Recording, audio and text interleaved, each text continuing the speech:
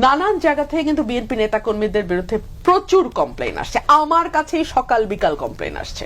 BNP নেতাকর্মীদেরকে মাঠ পর্যায়ে কন্ট্রোল করা যাচ্ছে না, চাঁদাবাজির সঙ্গে যুক্ত, জমি দখলের সঙ্গে যুক্ত, টেন্ডারবাজির সঙ্গে যুক্ত। আমার এলাকাতে পদধারী নেতারা কেউ মাটি ভরাট করে নদীর উপরে জমি দখল করে, আরেক উপজেলায় পদধারী নেতারা মামলা বাণিজ্য করে। তো কন্ট্রোল করা তো যাচ্ছে না। কেন্দ্রে খবর পাঠানো হয়েছে, কেন্দ্র কোনো অ্যাকশন নেয় নাই। তো কারো বিরুদ্ধে অ্যাকশন হচ্ছে কেন্দ্র থেকে, কেউ কেউ আবার ওভার ব্লেসড, তাদের ব্যাপারে অ্যাকশন হচ্ছে না। সো নেতা কর্মীরাও কনফিউজ। আচ্ছা, কেন্দ্র যা বলে ওটাকে সিরিয়াসলি বলে? আসলেই কি আমাদের চাঁদাবাজি, টেন্ডারবাজি, মাটি ভরার, জমি দখল এগুলো থেকে কেন্দ্র আসলেই চায় আমরা অফ থাকি?